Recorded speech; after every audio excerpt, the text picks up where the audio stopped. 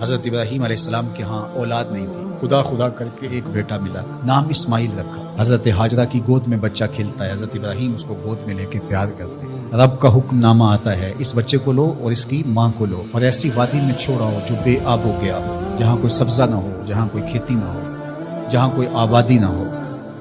اللہ اکبر! نو مولود بچے کو اور اس کی ماں کو ایسی وادی میں چھوڑ آنا جہاں کوئی انسانی آبادی تو درکنار، کوئی پرندے بھی نہ رہتے ہوں، یہ کوئی تھوڑا امتحان ہے؟ ذرا تصور تو کیجئے، کلیجے کانپ جاتے ہیں۔ لیکن حضرت ابراہیم اس امتحان کے لیے بھی تیار ہو گئے۔ تھوڑا سا سامان لیا، اپنی بیوی کو اور اپنے نومولود بچے کو لے کر کے 3 نفوس پر مشتمل قافلے نے جا کے وہاں پڑاؤ کیا۔ کچھ وقت گزارا، پھر اللہ کی بارگاہ میں سحر کے وقت اٹھ کے دعا مانگی، ربنا انی اسکنت من ذریتی بواد غیر ذی زرع عند بیتک المحرم۔ اللہ، میں اپنی ذریت کو، اپنی نسل کو، اپنی اولاد کو ایسی وادی میں تیرے آسرے پہ چھوڑ کے جا رہا ہوں جس وادی میں کوئی کھیتی نہیں، کوئی سبزہ نہیں۔ دعا مانگی، تھوڑا سا جو توشہ تھا، سامان تھا، سپرد کیا اور واپس پلٹنے لگے۔ حضرت ہاجرہ نے تمسکت بعزیالہ، آگے بڑھ کے دامن پکڑ لیا، کہا اس تنہائی میں، اس بے آب و گیا وادی میں چھوڑ کے ہمیں اس وقت کہاں جا رہے ہیں؟ کیا جواب دیتے؟ خاموش ہو گئے۔ تھوڑی دیر گزری، پھر قدم اٹھایا تو پھر بیوی نے دامن پکڑ لیا اور حضرت ہاجرہ بولی اس وادی بے آب و گیا میں ہمیں چھوڑ کے کہاں جا رہے ہیں؟ حضرت ابراہیم کوئی جواب نہیں دیتے۔ ذرا تصور کیجئے، آپ بھی صاحب اولاد ہیں۔ تو تیسری مرتبہ پھر جب قدم اٹھنے لگے تو تمسکت بعزیالہ، حضرت ہاجرہ نے دامن پکڑا اور پھر یہی سوال دہرایا، اس وادی غیر ذی زرع میں اپنے نومولود بیٹے کو اور اپنی بیوی کو چھوڑ کے کہاں جا رہے ہیں؟ حضرت ابراہیم پھر بھی جواب نہیں دیتے۔ تھوڑی دیر کے بعد حضرت ہاجرہ خود ہی بولتی ہیں، کیا یہ اللہ کا حکم تو نہیں؟ قال نعم، کہا ہاں اسی کا حکم ہے۔ فوراً دامن چھوڑ دیا، کہا خیر سے جائیے، ہمارا رب ہمیں ضائع نہیں ہونے دے گا۔ اگر اس کا حکم ہے تو ہم اس حکم پر سر تسلیم خم کرتے ہیں۔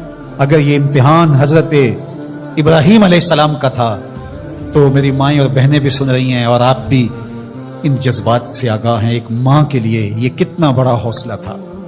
اگر سلام ابراہیم کو تو سلام ہے سیدہ ہاجرہ سلام اللہ علیہا کو۔ کہا خیر سے جائیے، ہمارا رب ہمیں ضائع نہیں ہونے دے گا۔ پھر جہاں دن بھی نہیں کٹتے تھے اس خاتون نے وہاں راتیں بھی کاٹی۔ توشہ ختم ہو گیا، پانی بھی ختم ہو گیا۔ پھر 2 دن کے بعد ماں کی چھاتیوں سے دودھ بھی خشک ہو گیا۔ خود تو بھوک کاٹ رہی ہے لیکن بیٹے کی پیاس اور بھوک دیکھی نہیں جاتی۔ ایک چھوٹے سے پتھر کی اوٹ میں اسماعیل کو لٹایا اور خود پانی کی تلاش میں نکلی۔ ماں کی تڑپتی ہوئی ممتا کی کہانی دیکھو۔ اللہ اکبر!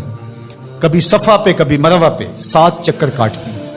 پھر جب 7ویں چکر میں مروہ پہ پہنچی، اطراف میں دیکھا کہیں کوئی پانی کے آثار حویدہ نہیں ہوئے۔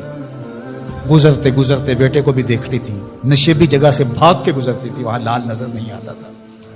مروہ سے دیکھا دور اوٹ میں پڑا ہوا بچہ تڑپ رہا ہے، لگا زندگی کی آخری سانسیں ہیں۔ مروہ سے دوڑ کے جو ہی قریب آئیں تو منظر بدلا ہوا تھا۔ وہ اسماعیل جو پیاس سے تڑپ رہے تھے، پیاس سے جب انہوں نے ایڑیاں رگڑی، خدا نے چشمے جاری کر دی، پانی پھوٹ نکلا، دوڑی اور منڈھیر کر دی اور کہا زم زم، رک جا رک جا۔ کہا کہ اللہ بھلا کرے سیدہ ہاجرہ کا، اگر وہ زم زم کہہ کے پانی کو نہ روکتی وہ پوری روئے زمین پہ پھیل جاتی۔ اللہ اکبر! یہ حضرت ہاجرہ کا امتحان تھا اور امتحان میں وہ بھی سرخرو نکلی۔ وہ کہا ہم قیامت تک تیرے قدموں کے نشان کو جلوہ گاہ بنا دیں گے۔ آج عمرہ ہو، حج ہو، وہاں کج کلا بھی دوڑتے دکھائی دیتے ہیں، بادشاہ بھی دوڑتے دکھائی دیتے ہیں۔ ان راہوں پہ پیغمبر بھی دوڑے ہیں، ولی بھی دوڑے ہیں، امام الانبیاء نے بھی سعی کی ہے۔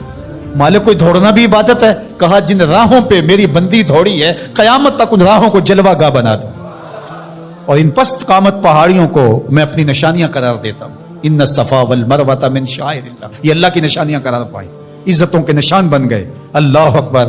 یہاں ایک ماں اپنے بیٹے کے لیے بے تابانہ دوڑی تھی۔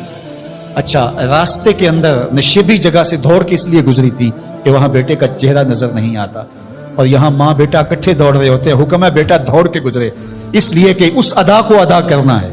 وہ تو پانی کے لیے بار بار ادھر جا رہی تھی، حاجی کی بغل میں پانی کی بوتل ہوتی ہے پھر بھی دوڑ رہے، پانی کے لیے نہیں دوڑ رہا، ہاجرہ کی سنت کو ادا کر رہا۔